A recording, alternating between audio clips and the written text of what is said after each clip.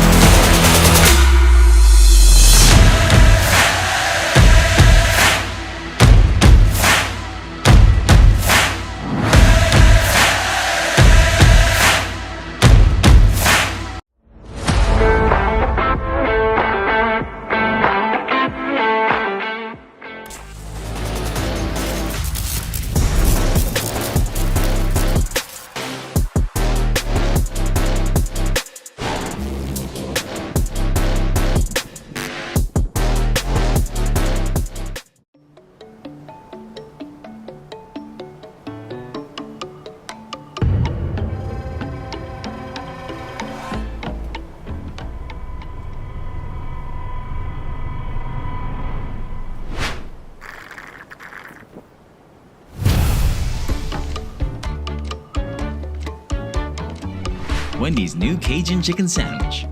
So spicy, it's pica.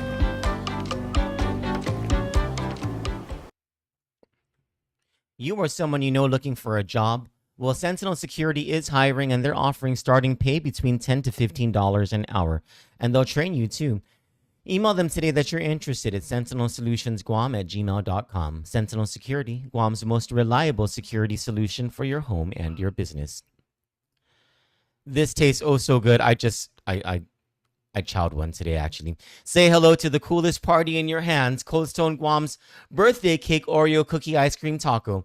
They took everything you love, birthday cake Oreo cookie ice cream, rainbow sprinkles, rich chocolate, and a crispy waffle taco shell, and turned it into the ultimate summertime celebration. This signature creation won't be around forever, so grab yours while it lasts. Visit Cold Stone at their GPO or Micronesia Mall locations today. Cold Stone Creamery, the ultimate ice cream experience.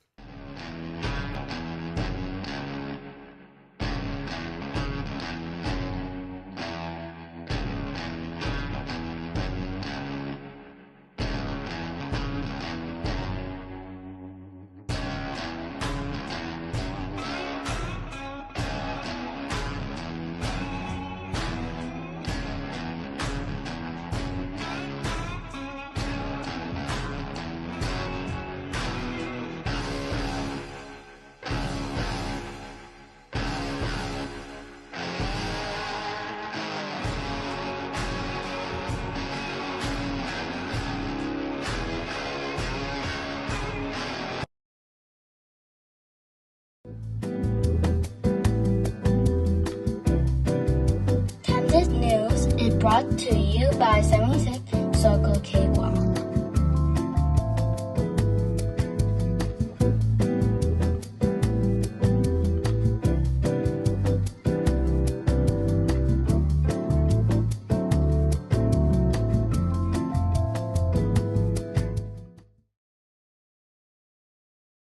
Good evening, my dear friends. It is 4:27 p.m. on Thursday, July 31, 2025. You know, I was having a conversation today. My name's Troy Torres, by the way. I was having a conversation today with someone, and they're like, yeah, the end of the year is just 4 months away. I was like, no, the end of the year is just like, it's like 6 months away.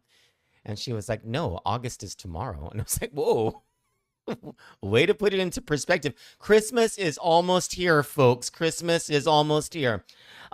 So with the Tenorio corruption case, you can expect that there's going to be a whole lot of updates, a whole lot of news, not just because there are 7 defendants for now, but also because there are more than 100,000 pages of discovery from the government alone. This doesn't include the discovery from the defense, which is going to be due later. And as things move along, things will happen. There will be updates to give you, and we hope to make this federal corruption case as simple to understand as possible as we navigate through what is a voluminous case, what is a case that has a whole lot of different tributaries And the great news is that unlike a local trial, a federal trial is actually very well done, very well coordinated. By and large, stick to timelines. Timelines are moved, yes, because of circumstances, but there's a whole lot of notice that's given. Also, you know, in my experience, looking at local cases versus federal cases, in a federal case, every single word counts. Everything that is written by the prosecutor or by the defense attorney, everything means something. So there's always things to look at. There are always things to, and sometimes these hints are dropped. And they don't mean to drop hints. It's just that these things, something that's said somewhere correlates to something somewhere else. It might not even be in that same case. It might be in a separate case. And we're going to talk about something like that today. But first, the first thing hi, everybody. Thank you so much for joining. I really appreciate everybody joining. Buenas and Hafide.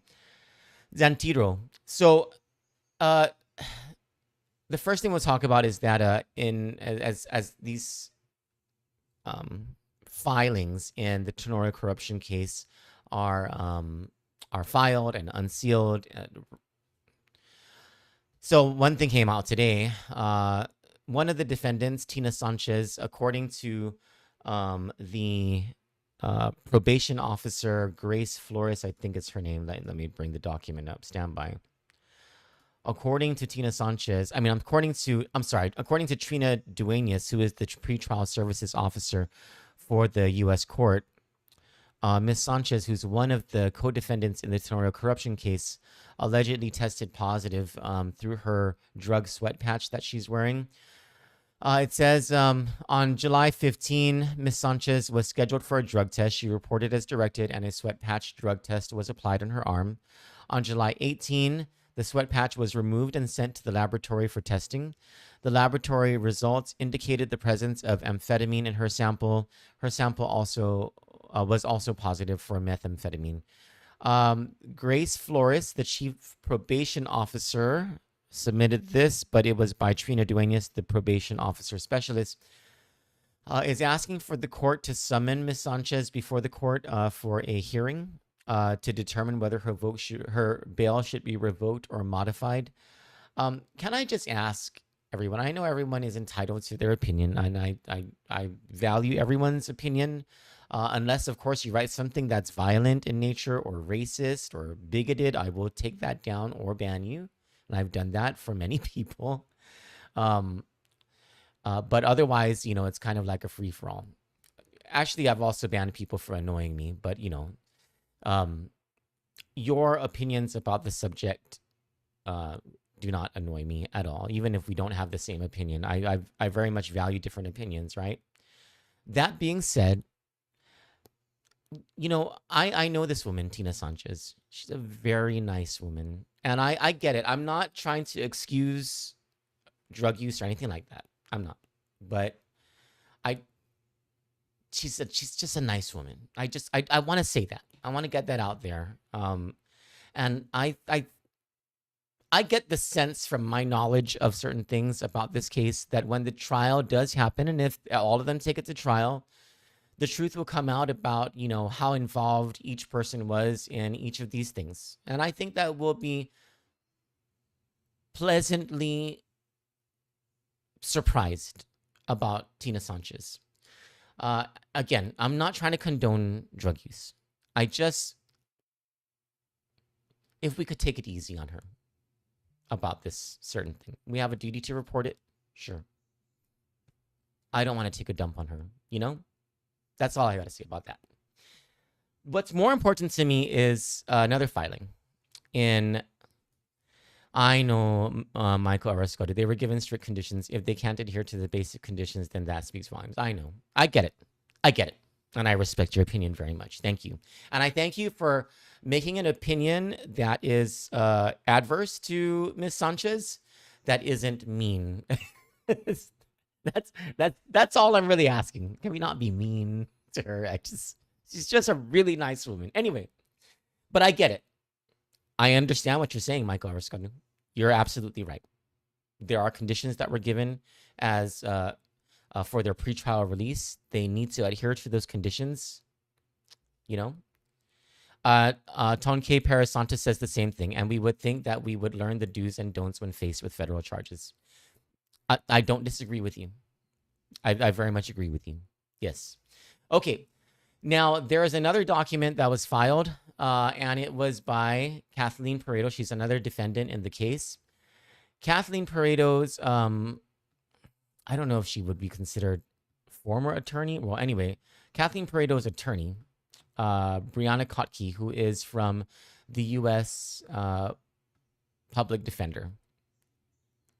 Michael Ariscoto says, I won't attack any defendants except the main manipulator of the fraud, Charissa Tenorio. You know what, Michael Ariscoto, I value your opinion. Thank you so much. I value all of your opinions. There is a filing by Kathleen Pareto's attorney, Brianna Kotke, who is a member of, who is an attorney with the U.S. Federal Public Defender. This is very interesting. Wait, hold on. I'm trying to bring up all the documents. That wasn't the right one. Motion to withdraw. Okay. This is what Brianna Kotke told the court. That the federal public defender was appointed as counsel for Kathleen Pareto, pursuant to the Criminal Justice Act. That the Office of the Federal Public Defender's ethically mandated zealous defense of Ms. Pareto will be seriously compromised and called into question by the fact that the interests of a client or former client are in conflict and directly adverse to that of Ms. Pareto. That Ms. Pareto is aware of the motion to withdraw, that she requests appointment of new Criminal Justice Act counsel, and that she declares under penalty of perjury that everything that she said is correct and true to the best of her knowledge. So, what does this mean? This was dated July 30. This was dated 6 days after the last document dump by the U.S. Attorney's Office and the FBI in the more than 100,000 pages of discovery that was given to the defense.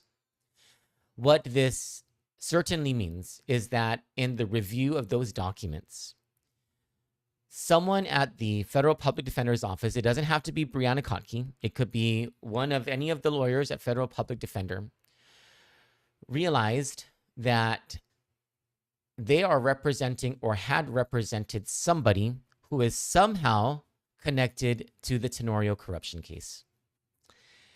And that if anyone in the Federal Public Defender's Office continued to represent Kathleen Pareto, a conflict would arise that would be adverse to Kathleen Pareto. Now, they don't say who it is. So this is supposed to be the guessing game that we play.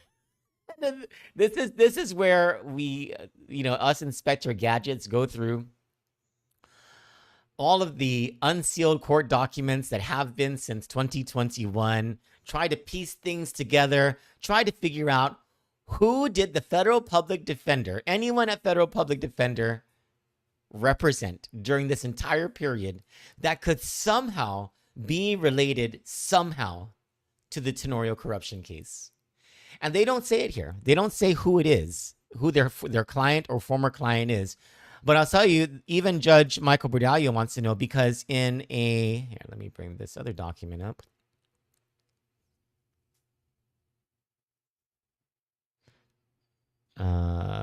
Order regarding motion to withdraw. So Judge Michael Bordallo, on just 1 day later, on July 31, he says, I've got your motion to withdraw and to appoint a Criminal Justice Act counsel. The basis for the withdrawal was that the interests of a client or former client are in conflict and directly adverse to this case, end quote. The motion and supporting declaration did not identify the client. Before the court can find good cause to grant the motion, the court orders defense counsel to file a supplemental declaration that identifies the client or former client and the basis of the conflict. If necessary to protect client confidences, the court permits counsel to file said supplemental declaration under seal and ex parte, which is the ex parte part is it's the most interesting part out of the whole thing, I think, in my opinion. And maybe Michael Ariscoto seems to be pretty well versed on stuff like this. So Let's see if Michael Orscadu will agree with me. The court is allowing Brianna Kotke and Kathleen Pareto to reveal to the court the name of whoever this person is, who is a witness, a cooperating defendant, an informant, someone. This person is something in the Tenorio corruption case. This person was found out in discovery, and this person is or was being represented by a federal public defender. So the court is saying, go ahead and file it under seal, which makes sense because you don't want people like us snooping around and getting the word out there as quickly as possible, which might screw something up for the government or for the defense. I don't know, whatever, right? And things always come out in due course, especially during the trial, right? But what's interesting about this is the ex parte part. That essentially means apart from everybody else. You can give it to me, the judge, and nobody else has to know. If I'm not mistaken, that's kind of what it means.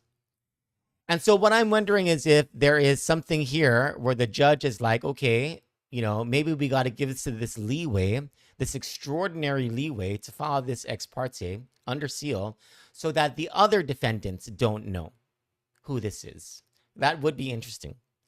And in order for us to put all these puzzle pieces together and to figure out what the story is here, we've got to know the name of this person. But in due course, it'll come out in due course, I'm pretty sure. Oh, thank you, Renee. Tone Case says, but then again, possibilities that she was exposed to the drugs transferred by someone that hugged or kissed her, or maybe she was in a drug assures environment. Okay. And so I think out of all the documents that have been filed so far, this one is the most interesting. This motion to withdraw by Brianna Kotke and the Public Defender's Office, and for the court to appoint a new attorney for Kathleen Pareto, it goes to the intrigue in these 100,000 plus pages and just how networked this conspiracy might have been. Because if and we're just in the first of the motions, or the first series of the motions. What else are they going to find out? Who else might be involved? Who else might be conflicted out? What other attorneys might have to conflict themselves out after reading what's in those 100,000 pages of documents? And then when the defendants start producing theirs, hold on, I am getting a new document. Stand by.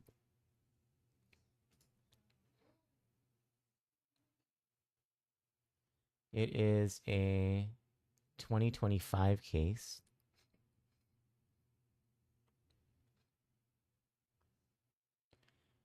Unsealed today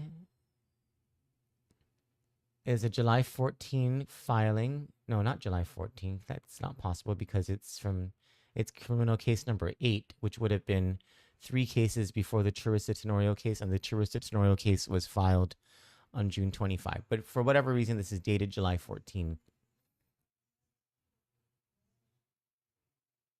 And it's a assistant U.S. attorney's name that I've never seen before, Deverup Rastogi, but it is in the districts of Guam and the CNMI. It's United States of America versus Anthony J. Cruz. His counsel is Patrick Seville. Oh, it's a drug case. Oh, it's a plea agreement. Anthony J. Cruz has pleaded guilty to a drug case that was filed. The indictment was filed on June 4, which was 21 days prior to the indictment against Charissa Tenorio. He was facing a maximum statutory penalty of life in prison with a minimum mandatory of not less than 10 years in prison. He was facing a fine not to exceed $10 million,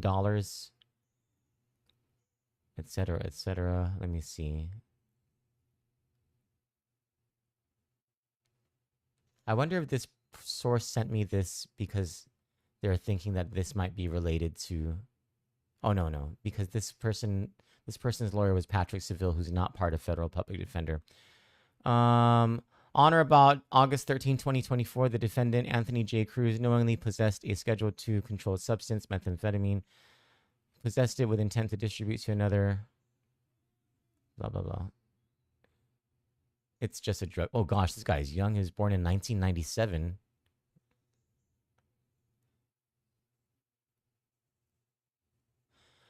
From on April 25, 2024 and June 16, 2024, a confidential source conducted controlled buys of suspected meth from the defendant at 124 Talisai Drive in Santa Rita. Oh, I remember warrants under that that address, which was the defendant's residence. The substances purchased were determined by forensic chemists, blah, blah, blah, blah, blah. Wow, this dude only went down for 55.77 grams of 100% purity meth and 167 grams of 99% purity meth. Gosh. I hope, I wish this guy well. There's a whole lot more to this. I wish this guy well. I hope he does well through his, whatever his sentence is, through his plea, so that when he comes out of this, he's still young. Born in 1997. Jeez. Young guy. All right. Never mind that for a second. Oh, my source is saying not necessarily connected. Sorry. Well, now you know that there's an unsealed drug case. Okay, so the court also has granted Frankie Rosalind's motion. Remember, we reported on this, I think it was yesterday. Frankie Rosalind, or maybe it was 2 days ago, he moved the court to... because of the volume of documents in the Tenorio corruption case, he was like, through his attorney, Heather Kittigwa, he was like, look, we just got served the last of the discovery documents on July 24.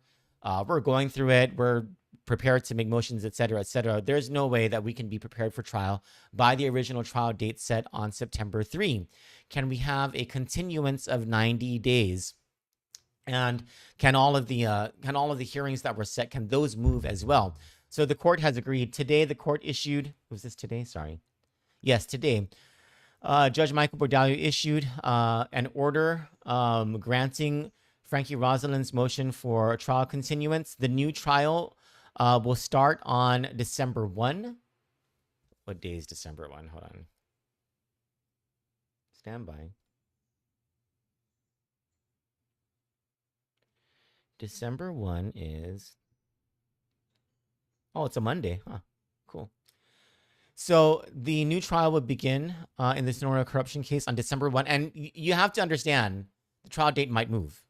You know, it's not... For now, the trial is being set on December 1.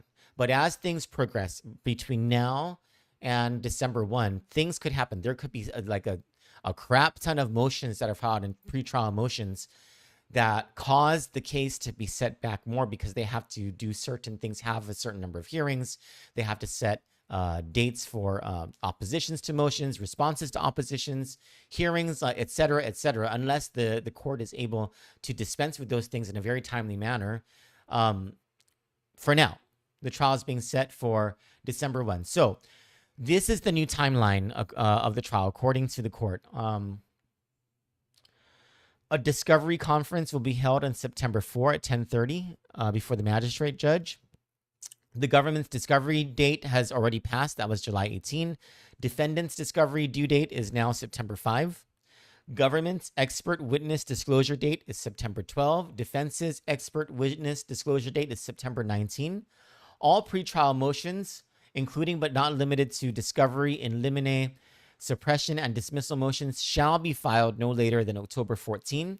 Oppositions to all motions shall be filed the earlier of either 1 week after the filing of the motions or no later than October 21. Replies to oppositions shall be filed the earlier of either 1 week after the filing of the oppositions or no later than October 28. No late motions shall be filed without court approval. Failure to timely file an opposition to a motion may be deemed by the court as consent to the granting of such motion. The court ain't playing around. The trial brief, the government shall file a trial brief in conformance with General Order 16-2 no later than October 27. The defendant's response in opposition and trial brief shall be filed no later than October 30th. The pretrial documents, the following must be filed or lodged with the court no later than November 3. We are going to have so many news stories between now and December 1. And then when that trial starts, we are going to be so busy. Get your Christmas shopping done early, because I guarantee you, if you are going to be following Kandit's coverage of this trial, you're going to be following a whole lot throughout every single day that this trial happens, because this is what we're going to do. We're going to, and phones are not allowed inside the court.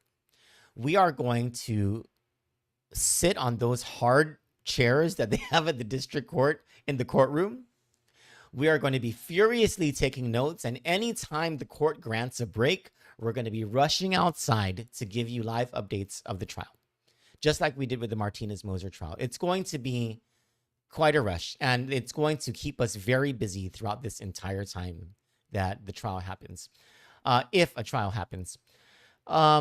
The witness list must include legal names, aliases, nicknames, village, city of residence, and place of employment. Oh, that's going to be so fun to give to you guys. Proposed voir dire questions, proposed jury instructions with sources noted, and proposed verdict forms. This is all due by November 3. The exhibit list, the government's exhibits shall be numbered and defendant's exhibits shall be lettered. Oh, this is going to be so exciting. 3 complete sets of marked and tabbed exhibits in 3 ring binders, with each binder containing a filed copy of the exhibit. The exhibits shall include those items which may be introduced for identification into evidence, but not necessarily proffered for admission, as in, or for example, police or investigative reports or witness statements. Oh, this is going to be so fun. The parties shall meet and confer sufficiently in advance of trial and formulate a set of joint exhibits. Those exhibits shall, upon which agreement cannot be reached, shall be submitted separately by each respective party. An electronic copy of all exhibits in text searchable portable document format shall also be submitted to the court. I had no idea that's what PDF stood for. Portable document format. Not very portable to someone who's technology dumb like me. Pre-trial conference and hearing on all motions. This is important. This is an important date to note. Pre-trial conference and hearing on all motions shall be held on November 10, 2025 at 9 a.m. We will absolutely be there. Absolutely. Now, jury selection and trial shall be held on December 1, 2025 at 10 a.m. So the first day of trial is jury selection. We are going to cover this entire thing.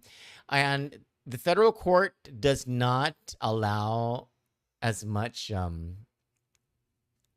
wishy-washiness, for a lack of a better term, that lawyers like to perform inside courtrooms as is done in the local court. In the federal court, things are run a little more tightly. And so things are more efficient. The schedules are more adhered to. Now, this is not to say that this schedule won't change. Again, if things become too hectic, if there are, for example, too many pretrial motions or not enough time to dispense with the pretrial motions, the trial date can move again. Michael Arascadu says the defendants are going to be broke paying lawyers only to go to prison. I have to imagine this is going to be a very expensive trial for them. Are the district courthouses the same as local? No, not at all. For one thing, one thing that I really despise about the local courthouse is the size of it. In the district courtroom, the district courthouse, the 4th floor court, that's where the trials happen. It's a very big room. And the reason that the size of the room is important is especially when you think about a criminal sexual conduct case, and where, because a defendant has the right to face his accuser. And when you're in the local courthouse and the defendant is that close, just literally 8-10 feet away from the alleged victim, I mean, come on. You're really going to put even like a child that close to the defendant? And so I've always had a problem with the size of the local courthouse, the courtrooms in the local courthouse. And that's where the majority of the CSC cases happen. And then you have this large federal courtroom where there is sufficient space between the jury and the defense and the prosecution, between the witnesses and the defendants. I mean, it's just so much better. And the acoustics are also so much better. Michael Oroscoto says, because of the vast media coverage, do you think someone will request for a change of venue? And if so, will they approve it? I don't think so. I mean, I'm not a lawyer or anything. No, I don't think there will be a change of venue. I mean, even Charissa Tenorio's brother doesn't seem to believe that the case is so deeply lodged in the consciences of the people and the consciousness of the people of Guam. Otherwise, he wouldn't continue his run for governor. What about the Moore case? That case actually is going to go to, I just heard today, is going to go to trial this year. It's going to happen this year. Sandra Ray just says it would be nice that it be televised because the people of Guam have every right to watch. Actually, no, we don't have any right. In the federal court, there is no right to televise or to see. Matter of fact, it is absolutely prohibited. We found out the hard way. I've told this story before. Anyway, I'm not going to retell that story. We found out the hard way. Let me just tell you, Sandra. You cannot televise. You cannot record. You cannot take pictures. You cannot even bring a phone inside a federal courthouse. It's absolutely prohibited throughout the entire country. Michael, it's good.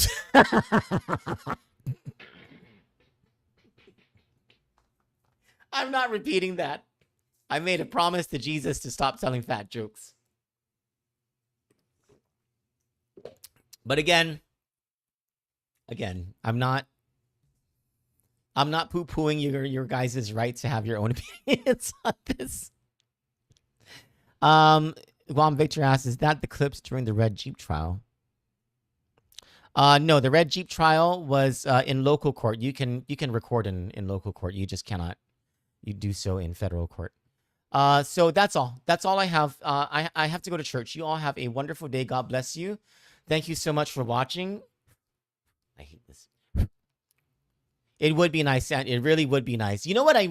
Does anybody know a sketch artist? I want to hire a sketch artist so that on the first day of trial, we have the sketch artist drawing all of the defendants and the judge and the prosecutor and maybe the attorneys so that we can show you through the sketch artist sketch what that looks like. So if you know a sketch artist, please do message me at 727-7082. Again, that's 727-7082. For Kandit News, I'm Troy Torres. God bless you. I love you all, and thank you so much.